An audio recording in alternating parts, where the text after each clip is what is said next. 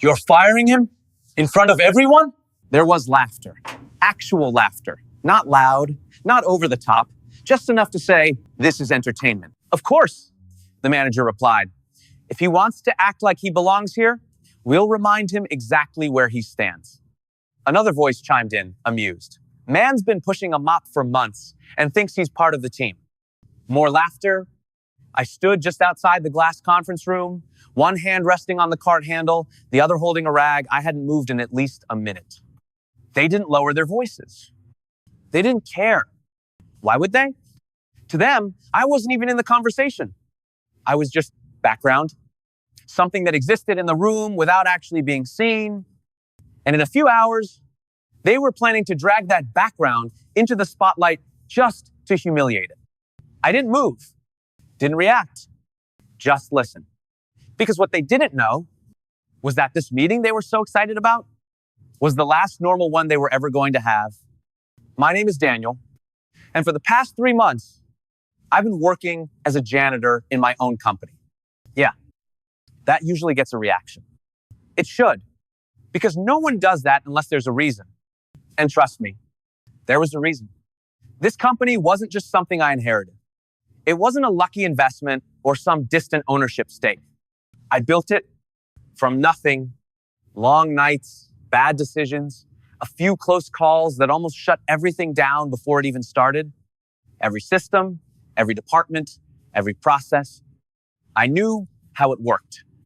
Or at least, I thought I did. The last year changed that. Growth happened fast. Too fast. New managers came in, departments expanded, layers got added between me and the actual work. And slowly, without anyone announcing it, the company started to feel different. Reports looked good. On paper, everything was fine. Revenue was up. Operations were stable. Employee numbers were growing. But something felt off. Not something I could point to. Just a pattern. Complaints started coming in. Small at first. Anonymous feedback. Exit interviews that didn't quite match the data. Words like toxic, disconnected, unfair. Nothing concrete. Nothing you could act on directly, but enough to make me question something important. Was I actually seeing what was happening inside my own company? So I did something most people in my position wouldn't even consider. I stepped out of it. Completely. No announcements, no internal memos, no leadership initiative emails. I just disappeared from the structure. Let the executives run things the way they thought was best. And then I came back in, not as the owner, not as leadership, as the lowest position in the building, janitor, different name, different look, different everything. No one connected the two. Why would they? To them, I was just another guy in a blue uniform pushing a cart down the hallway. And the first week told me everything I needed to know. People didn't just ignore me. They dismissed me completely. Conversations didn't stop when I entered a room. They didn't even pause. It was like I didn't exist. At first, it was subtle. Someone walking past me without acknowledging me. Hey, that never came. Eye contact avoided, like it wasn't even an option. Then it escalated. Careful with that, one employee said as I was cleaning near his desk. Don't mess up anything important. Important. Like I couldn't tell the difference between trash and actual work. Another time, I overheard 2 coworkers talking while I emptied a bin. I swear, these guys are everywhere, one said. Yeah, the other replied. At least they're quiet. They both laughed. I didn't look up, didn't react, just kept working. But the real problem wasn't the casual disrespect. That happens anywhere. The real problem was what people said when they thought no one important was listening. And I heard everything. Missed deadlines being covered up, blame being shifted between departments, shortcuts being taken that never showed up in reports, managers taking credit for work they didn't do. And the worst part, they weren't even careful about it. Because in their minds, there was no one in the room worth hiding it from. Except there was. The first time I noticed him was in the second week. Marcus, senior operations manager, Mid-40s. Loud. Confident. The kind of person who filled a room whether you wanted him to or not. People listened when he spoke. Not because they respected him. Because they had to. He noticed me. But not in a good way. "Hey," he said one afternoon, snapping his fingers slightly to get my attention. I walked over. "Yes?" He looked at the floor, then back at me. "You missed a spot?" There wasn't a spot, but I nodded anyway. "I'll take care of it." He watched me for a second longer than necessary, then smirked. "Try to keep up, all right? This isn't complicated work." That was the first time. After that, it became a pattern. Every chance he got, he made sure to remind me where I stood. Not loudly, not aggressively, just consistently. Don't get in the way. Make it quick. Some of us actually have work to do. And every time, I gave him nothing. No reaction. No pushback. Just compliance. That confused him. I could tell. Because people like him expect resistance. Or at least emotion. And when they don't get it, they push harder. Which is exactly what he did. A few weeks later, I was cleaning near the conference room when I heard him talking to a group. "I don't even know why we keep these guys around," he said casually. A few people laughed. "They slow everything down." Another voice added, "Yeah, but imagine doing this job all day." More laughter. Then Marcus again. No ambition, no direction, just existing. I stood there, still, quiet, invisible. And I listened. Because moments like that weren't just about disrespect. They were about mindset. This wasn't one person being rude. This was culture. And Marcus wasn't the only one. He was just the loudest. Over time, I started noticing how others interacted around him. They followed his tone, matched his behavior. Because that's what happens in environments like this. Leadership sets the standard, and everyone else adapts. So if he disrespected people, others would too. If he cut corners, others would follow. And suddenly, everything made sense. The complaints, the patterns, the disconnect. It wasn't random. It was being driven from the top. But I didn't act. Not yet. Because I needed more. Not assumptions, not observations. Proof. So I kept working, kept listening, kept collecting. Weeks turned into months. And the more I saw, the clearer the picture became. This wasn't just a management issue. It was systemic. And then they made a mistake. A big one. I was outside the conference room again. Same spot, same cart. Marcus was inside with a few others, laughing, relaxed. "We should do it during the meeting," one of them said. "Yeah," Marcus replied. "Make an example out of it." "Of who?" someone asked. A pause. Then, "The janitor." Silence for half a second. Then laughter. "He's been moving too comfortably around here," Marcus continued. "Acts like he belongs." Another voice added, "Man doesn't even know what's coming." I didn't move, didn't react. "Tomorrow," Marcus said, "full team meeting. We'll call him out. Say performance issues. Clean exit." Clean exit. And that's when I realized something. They weren't just disrespecting me. They were planning to remove me. Publicly, for something that wasn't even real, I tightened my grip on the cart slightly. Not enough for anyone to notice, but enough for me to feel it. Because this was exactly what I needed. Not just proof of behavior, proof of intent. I stepped back quietly, moved away from the door, because now the timeline had changed. They thought tomorrow was going to be their moment. But what they didn't know was that tomorrow was mine. The next morning felt normal. Too normal. That's usually how moments like this begin. No alarms, no warnings, no visible tension in the air. Just people walking into the building, grabbing coffee, checking emails, pretending the day was going to unfold like any other. But I knew better. Marcus arrived just after 8:30. Same entrance, same confident walk, same expression, like the building revolved around him.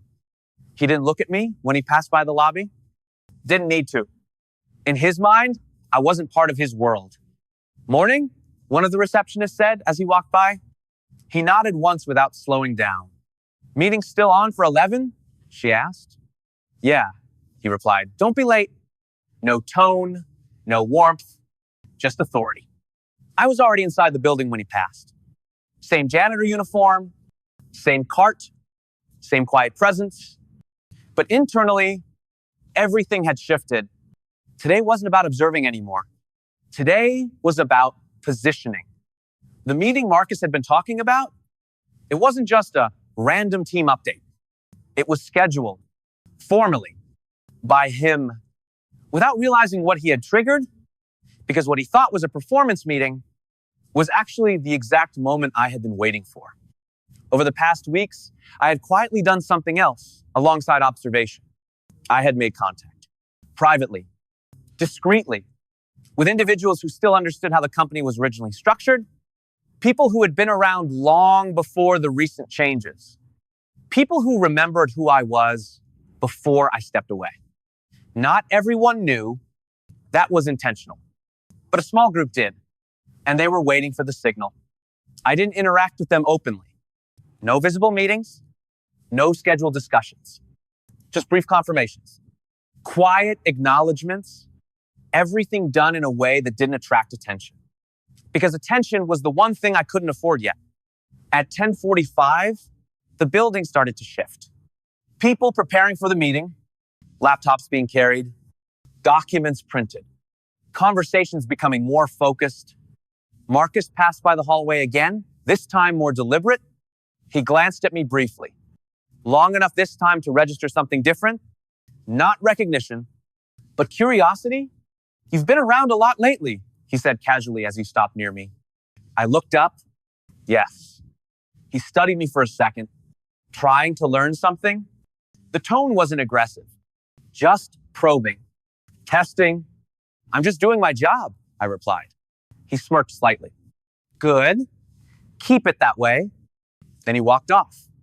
What he didn't realize was that I already had, at exactly 11, the meeting room began to fill. Employees filtered in one by one, some talking quietly, some scrolling on their phones, some unaware of the tension that was about to unfold. Marcus entered last. As expected, he liked being the one everyone waited for. He took his seat at the head of the table without hesitation, opened his laptop, adjusted his posture, then looked around the room like a conductor before a performance. All right, he began. Let's get started. No one questioned him. No one challenged him, because that's how environments like this work. When someone acts like they belong at the top, people often let them sit there. Before we begin, Marcus continued, I want to address something. He leaned back slightly. This won't take long. A few people exchanged glances. Not sure what was coming. His eyes briefly scanned the room, then landed somewhere near the back. Where I was standing? Actually, he said, there's someone I want to bring into this discussion. Heads turned, slowly, following his gaze. And that's you. He pointed directly at me. Come here. A few people shifted in their seats. Some looked confused. Others curious. I didn't move immediately. Just held his gaze for a second, then stepped forward. Calm, measured. Name? He asked loudly as if introducing me to the room. Daniel, I replied. He nodded slightly. Daniel here has been with us for a while now. A couple of people chuckled quietly. Marcus continued. And we've noticed some inconsistencies. There it was. The setup, performance issues, he said, attitude concerns, general lack of alignment with company standards. He leaned forward slightly. And today, we're going to address that. The room went quiet. Not completely, but enough to feel the shift. Marcus turned toward the group. This isn't just about one person, he said. It's about maintaining standards. Then back to me. And unfortunately, not everyone meets them. People started to understand what was happening. This wasn't a discussion. It was a performance. I'll make this simple, Marcus continued. We've decided to end your involvement here. A few people looked down, Others stayed silent, watching. And before anyone asks, he added, "This decision is final." He leaned back again, confident, in control. "This is your chance to say anything you want," he said, almost casually. "Make it quick." A pause. Then silence. Everyone was waiting for my reaction. This was the moment Marcus had been building toward. Publicly asserting authority, demonstrating control, making an example. He expected discomfort, defensiveness, maybe even resistance. What he didn't expect was calm. I looked around the room, not at Marcus, at everyone else, each person who had been part of the system, part of the culture, part of the environment that had allowed this to happen. Then I spoke. "Before we continue," I said, my voice steady, "I think it's important we clarify something." Marcus raised an eyebrow slightly. "Go ahead." I reached into my pocket, slowly, deliberately, and pulled out a small device. A recording. Some people noticed it immediately. Others didn't. But Marcus did. "What is that?" he asked. "A conversation starter," I replied. I pressed a button and played it. At first, there was background noise. Then voices, clear, recognizable. "We'll handle him during the meeting." Marcus's voice, distinct. A few heads lifted immediately, eyes widening slightly. "Make an example out of it." Another voice. Marcus again. "Yeah, call him out in front of everyone." The room shifted, subtly at first. Then noticeably, people started looking at Marcus, then at each other, then back at the device. "He's been moving too comfortably around here. We'll say performance issues."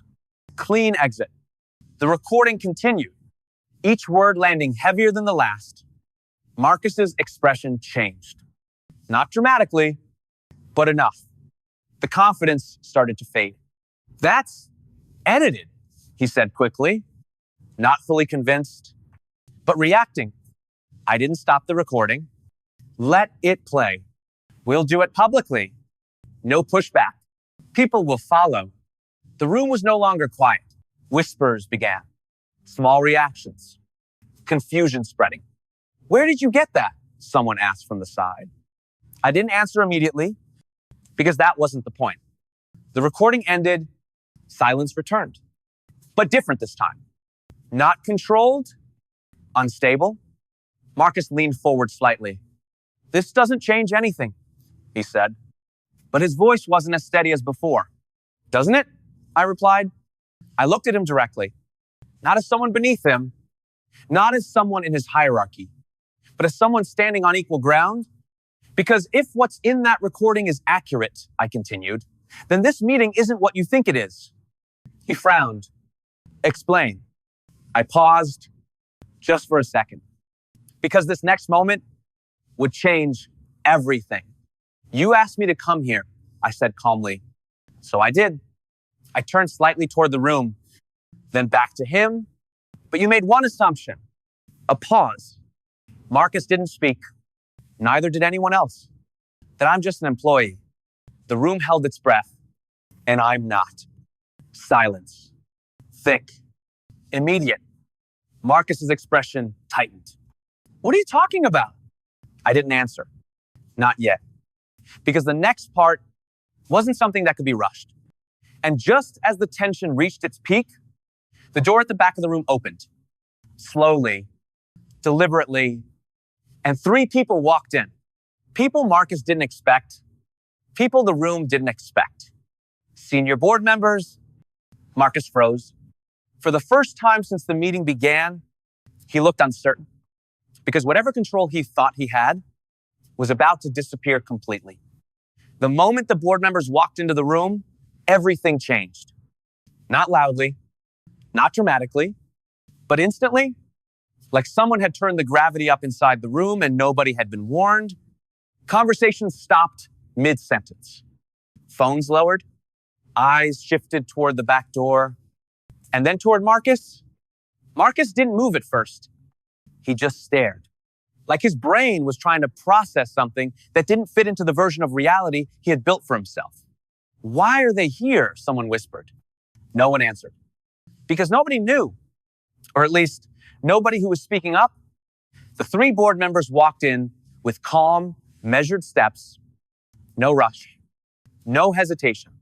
They carried themselves differently from everyone else in the room.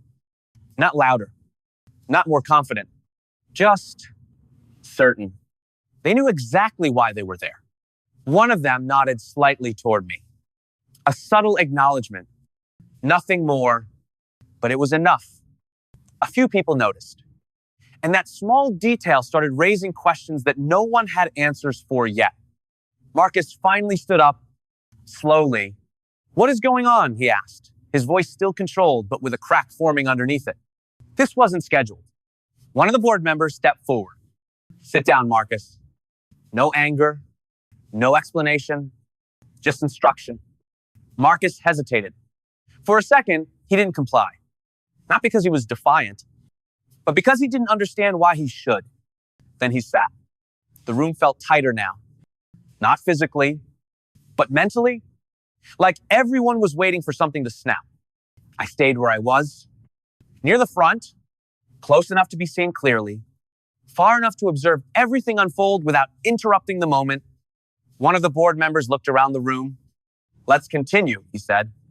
His voice was calm, but it carried weight. Everyone here is part of this organization. And what's about to happen concerns all of you. Marcus leaned slightly forward. This is an internal meeting, he said. I don't see how.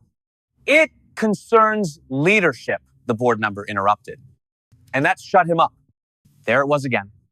Authority, not forced, not performed, just recognized. The second board member turned slightly toward me. Daniel, he said. A few people in the room reacted to that name. Not loudly, but visibly, because they had heard it before, in a different context. Would you like to proceed? He asked. Proceed. That word carried a different meaning now. This wasn't a meeting anymore. It was a reveal. I nodded once. Yeah. I stepped forward. Not quickly, not slowly, just naturally. Like someone who had been waiting for this exact moment. The room watched. Every movement, every step. I stopped near the center of the table, close enough for everyone to see me clearly. Close enough for Marcus to look directly at me without turning his head. Marcus's eyes narrowed slightly. What is this? He asked again. But this time, there was hesitation in his voice. I didn't answer him right away. Instead, I looked around the room, at the faces. The same faces that had ignored me, dismissed me, talked about me like I wasn't there. Then I spoke. Calm, clear. No one here recognized me. A pause. That's intentional. A few people exchanged confused looks. For the past few months, I continued, I've been working here in a role that allowed me to observe the company without influence. Murmurs began. Quiet, uncertain. Marcus leaned back slightly. You're saying, what exactly? I turned my attention back to him. I'm saying, I've been watching how this company actually operates. The room went quiet again.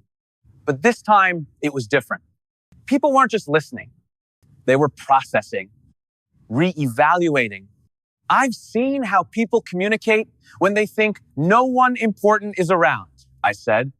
I've heard how decisions are discussed when accountability isn't present.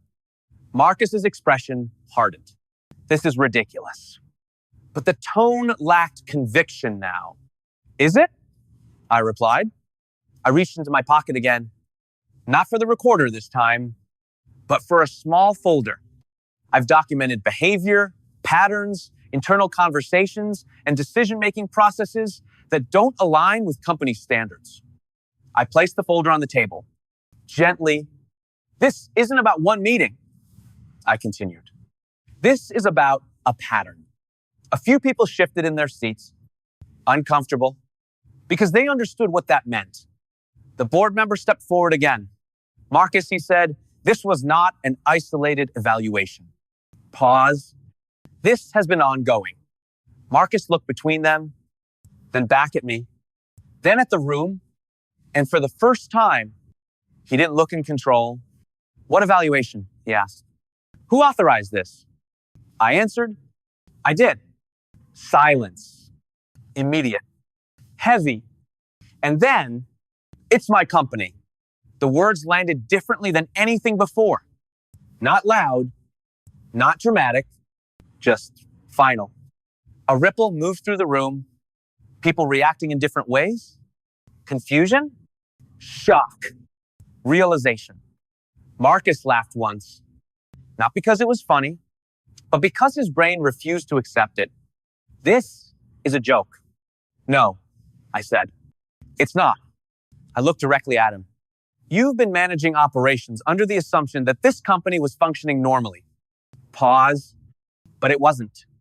I tapped the folder lightly. It was being tested. Marcus's posture changed slightly. Subtle, but noticeable.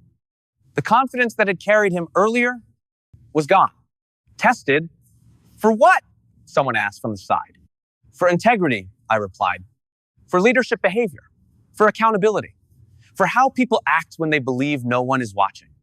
The room grew quieter, because now everyone understood what this had been. A controlled environment, an observation, a test they didn't know they were part of. Marcus shook his head slightly. This is insane. But his voice didn't carry the same certainty anymore. You think you can just walk in here and... I didn't walk in here, I interrupted. I was already here. That line hit harder than anything else so far. Every conversation you had, I continued. Every decision you made, every interaction you thought, didn't matter. Pause. It was being observed. Marcus's breathing changed.